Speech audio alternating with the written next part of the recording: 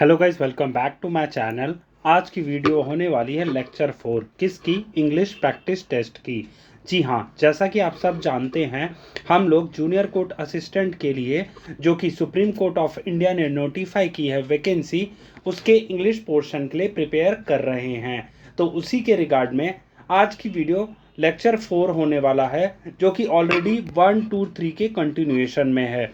अब अगर आपने ये वीडियोस नहीं देखी हैं, मेरी आपसे रिक्वेस्ट है ये वीडियोस ज़रूर जाके देखिए, जिससे आप इंग्लिश के अराउंड अभी तक 80 क्वेश्चंस मैं करवा चुका हूं, उनकी प्रैक्टिस कर पाएँ। क्योंकि ये क्वेश्चंस बहुत इंपॉर्टेंट हैं आपके इंग्लिश के एग्ज़ाम के पर्सपेक्टिव से, जिसमें अराउंड 50% आपका इंग्लिश का पेपर प्रीलिम्स में आने वाला है। तो चलिए शुरू करते हैं आज की वीडियो को और सॉल्व करते हैं इंग्लिश प्रैक्टिस टेस्ट, जो कि आपकी हेल्प करेगा to score full marks in English portion.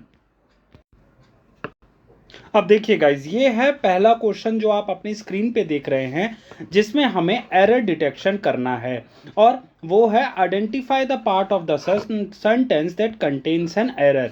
और क्वेश्चन है आपका, the teacher asked the students that why they were late.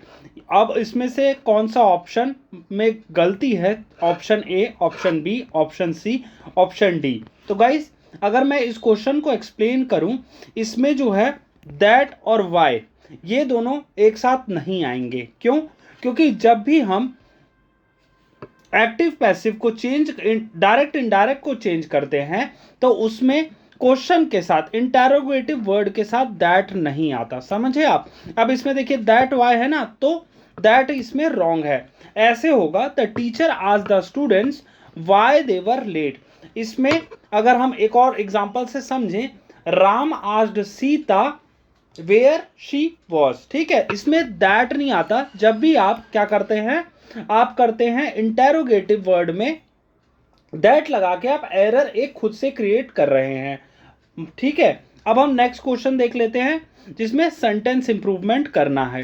Sentence improvement में है, choose the correct alternative to improve the underline part of the sentence. The police has arrested the culprit.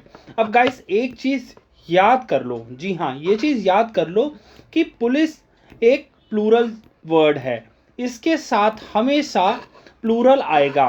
Plural आएगा तो मतलब यहाँ क्या आएगा? यहाँ आएगा हैव। ठीक है, हैज जो है रॉन्ग है। ठीक है आपका, तो ये ऑप्शन आपका, police have arrested the culprit, that is option A.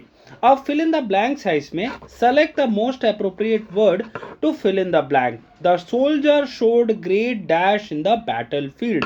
Option हैं हमारे, कवर्डाइज, ब्रेवरी, शेम, डिसऑनेस्टी।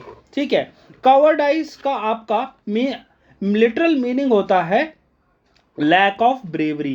कभी भी कोई भी सोल्जर जो हमारे इंडियन आर्मी के हैं, वो ब्रेव हैं, वो बहुत ही निडर हैं, वो कवर्डाइज नहीं है। ठीक है, तो ब्रेवरी आपका सही ऑप्शन हो जाएगा। शेम भी गलत है और डिसऑनेस्टी भी गलत है। ठीक है, option B is the right answer. अब इसमें से नेक्स्ट क्वेश्चन है सिनोनिम। अब सिनोनिम हमें चूज करना है कौन से वर्ड का? मेटिकुलस वर्ड का। मेटिकुलस वर्ड के 8 ऑप्शंस आपके सामने स्क्रीन पे दिखाई दे रहे हैं, जिसमें से आपको जो सबसे मोस्ट अप्रोप्रिएट होता है उसको चूज करना है। Careless, thorough, lazy, dishonest. अब देखिए, मेटिकुलस का मीन होता है वेरी केयरफुल। ठीक है, वेरी केयरफुल, ये आप साथ के साथ लिखते चलिए, क्योंकि आपको एग्जाम के पर्सपेक्टिव से आपको कई बार एंटोनिम भी पूछा जा सकता है। तो अगर लिटरल मीनिंग पता होगा तो आप एंटोनिम को चूज करने में ज़्यादा देर नहीं लगाएंगे। ठीक है, वेरी केयरफुल होता है, या फिर paying great attention to detail. अब इसमें से आप स्क्रीन पे देख रहे हैं, तो क्या इससे मोरलेस सिमिलर है? थरो सिमिलर है। क्यों? क्योंकि आप कोई भी सब्जेक्ट थॉरली प्रिपेयर करते हैं, तो आपने क्या किया? वेरी केयरफुली प्रिपेयर किया, या फिर you have paid attention to the very minutest of details. ठीक है, तो इस वजह से आपका थरो करेक्ट ऑप्शन होगा। नेक्स्ट आपका एंटोनिम चूज करना है, जिसमें से है क्वेश्चन आपका बेनिवोलेंट। बेनिवोलेंट का एंटोनिम चूज करना है from the options which are shown on your screen. Kind, cruel, generous, honest. ठीक है, अब बेनिवोलेंट का अगर हम लिटरल मीनिंग देखें, तो उसका मीनिंग होता है काइंड, या फिर जेनरस, या फिर हेल्पफुल। ये आपके बेनिवोलेंट के लिटरल मीनिंग होते हैं। अब इनमें से चारों ऑप्शंस में से कौन सा आपका सही है बोलिए। ऑप्शन ए जो है काइंड जो है वो सिनोनिम हो गया आपका, लेकिन आपको बताना है एंटोनिम। ठीक है, एंटोनिम देखिए, इसमें एंटोनिम तो कई बार यही लोगों से गलती होती है कि वो जल्दी में सिनोनिम चूज कर देते हैं, बट हमें क्वेश्चन ध्यान से पढ़ना है और उसमें पूछा गया है कि एंटोनिम बताना है। तो एंटोनिम इसमें बेनिवोलेंट का होगा क्रूअल। ठीक है, देखिए अगर आप ऐसे भी समझेंगे, एंटोनिम आपको पता है कि ऑपोजिट होता है। अब ये तीनों काइंड, जेनरस, ऑनेस्ट, ये तीनों तो मोरलेस सिमिलर ही लग रहे हैं, इसमें से क्या ऑड वन आउट है, वो है क्रूअल। तो आप ऐसे भी ऑप्शन को, क्वेश्चन को सॉल्व कर सकते हैं ऑड वन आउट से। अब क्लोज टेस्ट आपका नेक्स्ट क्वेश्चन है, जिसमें आपको चार ऑप्शंस दे रखे हैं, उसमें से इस लाइन में, लाइन क्या है, the scientist new discovery will dash the way we understand the universe. ठीक है, अब थोड़ी देर पहले मैंने आपको एक चीज बताई कि ऑप्शंस में से चूज करना सीखिए। ऑप्शन में चूज करना कैसे सीखेंगे, देखिए ट्रांसफॉर्म, डिटेरियोरेट, रिड्यूस, एलिमिनेट। अब देखिए ये तीनों ऑप्शंस मोर और लेस सिमिलर हैं। डिटेरियोरेट मतलब किसी की क्वालिटी को डाउनग्रेड करना, रिड्यूस मतलब सपोज ये है क्वालिटी तो ये छोटा कर देना, एलिमिनेट मतलब कैंसिल ही कर देना। तो ये ऑप्शंस मोर और लेस नेगेटिव ही हो गए। ठीक है, अब डिस्कवरी कोई भी साइंटिस्ट करता है तो वो पॉजिटिव वे के लिए करता है, तो यहाँ पे क्या हो सकता है, transform will be the correct option in question number 6। ठीक है, the scientist new discovery will transform the way we understand the universe. अब ऑप्शन क्वेश्चन 7 है आपका, choose the correct passive form of the sentence. अब इसमें से chef prepared a delicious meal. अब इसको हमेशा आप एक्टिव पैसिव वॉइस के क्वेश्चंस को आप एक फॉर्मूला से करेंगे। फॉर्मूला क्या है, subject plus verb plus object. ठीक है, अब क्या होता है कि एक्टिव पैसिव में सब्जेक्ट पीछे चला जाता है और ऑब्जेक्ट जो है आपका आगे आ जाता है। ठीक है, अब इसमें सब्जेक्ट क्या, शेफ है।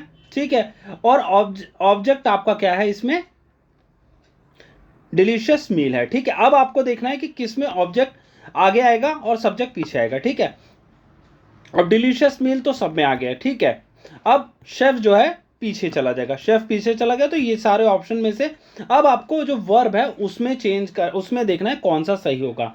गाइस याद रखना, एक्टिव पैसिव में क्या होता है कि अगर कोई वर्ब सिंपल पास्ट में है तो वो सिंपल पास्ट में ही रहेगी। कैसे, देखिए इसमें है प्रिपेयर्ड। अब मैंने आपको क्या बताया, इस तो नहीं होगा क्योंकि ये तो सिंपल प्रेजेंट हो गया, हैज बीन अभी नहीं होगा, हैड बीन भी नहीं होगा, क्यों, ये क्योंकि ये पार्टिसिपल हो गया। ठीक है, अब इसमें होगा a delicious meal was prepared by the chef. ठीक है, ये आपका ऑप्शन करेक्ट होगा, जो कि सिंपल से सिंपल पास्ट में ही कन्वर्ट हुआ है। अब डायरेक्ट इनडायरेक्ट में आपका जो है ट्रांसफॉर्मेशन होता है वर्ब का या फिर टेंस का। ठीक है, he said I will go to the market tomorrow. अब जिन लोगों ने मेरी प्रीवियस वीडियो देखी होगी उसमें मैंने आपको एक रूल याद कराया था कि टुमारो को हमेशा चेंज करना, किसमें, द नेक्स्ट डे में। अब आप ऑप्शंस देखेंगे अपने स्क्रीन पे तो उसमें द नेक्स्ट डे सिर्फ दो ऑप्शंस में से बी और सी में आ रहा है। ठीक है, तो ऑटोमेटिकली बाकी जो ऑप्शंस है वो निगेट हो जाएंगे, that is option A and D will be cancelled. ठीक है, तो ऑप्शन बी और सी में हमें चूज करना है। ऑप्शन बी और सी में अगर हम चूज करेंगे तो अभी मैंने थोड़ी देर पहले आपको बताया कि डायरेक्ट इनडायरेक्ट में आपकी टेंस चेंज होती है। अब इसमें जैसे फ्यूचर है, विल है तो वो वुड में हो जाएगा, शेल है तो शुड में हो जाएगा। ठीक है, ये चीज आपकी होगी। तो अब इसमें विल कहाँ है, इसमें विल है तो वुड कहाँ है, ये रहा आपका option B will be the correct answer. Next है आपका idiom and phrase. Choose the meaning of the given idiom. अब और इनमें से हमें बताना है कौन सा सही ऑप्शन है। To turn a deaf ear, मतलब डेफ ईयर कोई कान जो है बंद कर लो, काइंड ऑफ। तो इसमें क्या हो सकता है, पे अटेंशन तो नहीं होगा, कान बंद करने से आप अटेंशन कैसे कर पाओगे। टू लिसन केयरफुली भी नहीं होगा। To ignore to be deaf. अब टू इग्नोर यहाँ पे सही ऑप्शन होगा to turn a deaf ear में। ठीक है, वन वर्ड सब्सटीट्यूशन है next question. Choose the correct word for the given definition. A person who believes in fate. अब इसका ऑप्शन जो है चार ऑप्शन है, ऑप्टिमिस्ट, फैटलिस्ट, पेसिमिस्ट, एथिस्ट। अब जिन्होंने मेरी प्रीवियस वीडियो देखी होगी उसमें मैंने एथिस्ट का मीनिंग बताया था आपको। क्या था बताइए जरा, एक बार रिकॉल करिए क्या था एथिस्ट का मीनिंग। एथिस्ट का मीनिंग था one who does not believe in God. अब इसमें से ए हटा देंगे तो थीस्ट हो जाएगा, वो क्या हो जाएगा, one who believes in God. ये वही वाला है परिचित और अपरिचित वाला, सेम सेम जैसा, ठीक है। अब पेसिमिस्ट का भी मैंने आपको मीनिंग बताया था। अब पेसिमिस्ट का मीनिंग आप मेरे कमेंट बॉक्स में ज़रूर बताना, क्योंकि इससे एक 1-to-1 कम्युनिकेशन काइंड ऑफ हो जाएगी, जिससे मुझे ये भी पता चलता रहेगा कि आप मेरी वीडियोस को केयरफुली सुन भी रहे हैं या नहीं, या फिर आप सिर्फ डेफ ईयर कर रहे हैं। समझ गए डेफ ईयर का? अब देखिए, अब आपको हमेशा याद रहेगा कि डेफ ईयर मतलब टू इग्नोर होता है, ठीक है। तो अब हम आगे ऑप्शन देख लेते हैं क्या है, ऑप्टिमिस्ट और फैटलिस्ट, ठीक है। ऑप्टिमिस्ट होता है कोई भी इंसान अगर बहुत ऑलवेज गुड आउटकम जो है गुड कंसिडर करता है हमेशा, उसको ऑप्टिमिस्ट कहा जाता है। अब फैटलिस्ट उसको कहा जाता है one who believes that fate control everything. अब देखिए, इससे ऐसे याद रखिएगा, फेट और फैटलिस्ट ये दोनों फ से हैं, तो ऐसे आपको हमेशा याद रहेगा। इन चारों ऑप्शंस में से जब भी ये क्वेश्चन आएगा आप फैटलिस्ट ही चूज करेंगे। Someone who believes in God, someone who believes in fate is fatalist, and someone who believes in God that is theist, and someone who does not believe in God and that is atheist, ठीक है। ये options आपके हो गए। अब आपके total 10 questions हो गए। इसके अलावा मैंने ऑलरेडी कुछ क्वेश्चंस और करा रखे हैं, आप प्लीज उस वीडियो को देखना और अपनी तैयारी जो है इंग्लिश की जरूर कंटिन्यू करिए जैसे मैं करवा रहा हूं, क्योंकि आप यही सिर्फ क्वेश्चंस अगर रेगुलर बेसिस पे करते रहेंगे ना, तो आपका आई गारंटी आप इंग्लिश में बहुत अच्छा स्कोर करेंगे, क्योंकि मैं मोर और लेस सारे क्वेश्चंस के काइंड करवा दे रहा हूं आपसे इस 10 मिनट की वीडियो में, ठीक है गाइस।